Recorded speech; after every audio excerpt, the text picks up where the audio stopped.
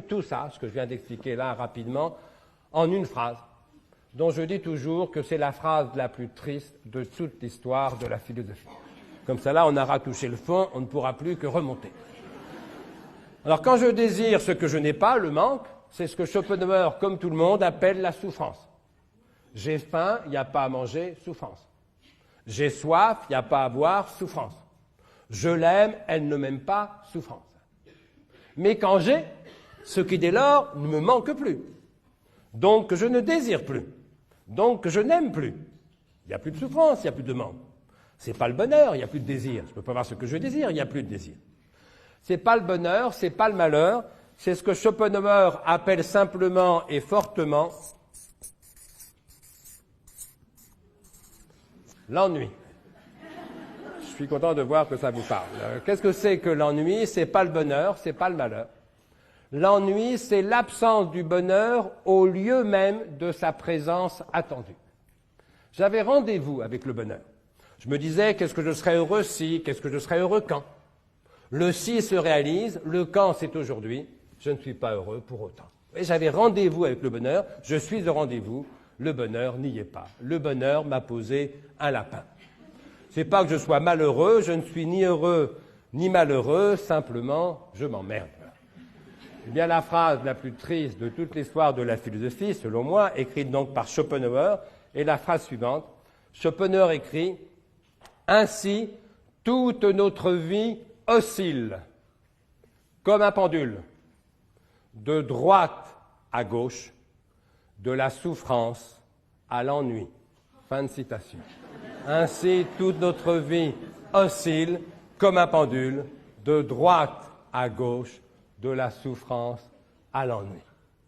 Souffrance parce que je désire ce que je n'ai pas et je souffre de ce manque. Ennui parce que j'ai ce que dès lors je ne désire plus. Souffrance du chômeur, ennui du salarié. Souffrance du chagrin d'amour, ennui du couple. Ça vous amuse moins. Vous voyez, l'essentiel malgré tout. C'est pas vous qui doivent le reprocher. Rassurez-vous, il n'y a pas que chez vous qu'on s'ennuie des fois, c'est normal. Il n'y a pas de couple où l'on ne s'ennuie jamais. Ça n'existe que dans les mauvais romans d'amour. Il n'y a pas de métier où l'on ne s'ennuie jamais. Ça n'existe que dans les mauvais livres de management, ce qui pour le coup est une espèce de pléonasme. Le philosophe Alain disait plus lucidement au début du XXe siècle, le seul métier où l'on ne s'ennuie jamais, c'est celui qu'on ne fait pas. Mais oui, bien sûr. Moi, si quelqu'un me dit « je ne m'ennuie jamais au boulot », ma première action, c'est pas de me dire « tiens, il doit travailler aux hôpitaux universitaires de Genève ». Ma première réaction, c'est de me dire « encore un menteur » ou bien « un inactif ». De même, si quelqu'un me dit « je ne m'ennuie jamais dans mon couple », ma première réaction, c'est de me dire « encore un menteur » ou bien un célibataire. Il n'y a pas de métier où l'on ne s'ennuie jamais, il n'y a pas de couple où l'on ne s'ennuie jamais. Mais fort heureusement, il y a beaucoup de couples et de métiers où l'on s'ennuie rarement. Où l'ennui n'est pas la règle, mais l'exception, bien sûr.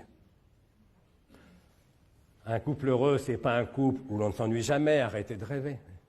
Un couple heureux, c'est un couple où l'on s'ennuie beaucoup moins à deux que tout seul. C'est déjà pas mal. Et un couple vraiment très heureux, c'est un couple où l'on s'ennuie beaucoup moins à deux qu'avec tous les autres. Et là, croyez-moi, ça devient franchement délicieux. Un boulot heureux, c'est pas un métier où l'on ne s'ennuie jamais. Arrêtez de rêver. C'est parfois un métier où l'on s'ennuie moins que pendant les vacances. Ça peut arriver. C'est peut-être un métier où vous ennuyez moins que vous ne vous ennuierez pendant la retraite. Ça peut arriver aussi. Et c'est ça que Platon n'arrive pas à expliquer. Quand on dit qu'il y a une chose qui donne tort à Platon, peut-être une seule ou plusieurs, mais qui reviennent tout de même. Ce qui donne tort à Platon, c'est ce fait incontestable qu'il existe parfois des couples heureux. Ça met une raison forte d'aimer les couples quand ils sont heureux et de n'être pas platonicien. Ce que Platon n'explique pas, mais ça revient au même en vérité, C'est ce fait incontestable qu'il existe parfois des travailleurs heureux. Ça m'est une raison forte d'aimer le travail quand il est heureux et de n'être pas platonicien. Et comme ça, Platon est incapable de l'expliquer. On a besoin d'une deuxième théorie du désir. C'est plus celle de Platon, c'est celle de Spinoza.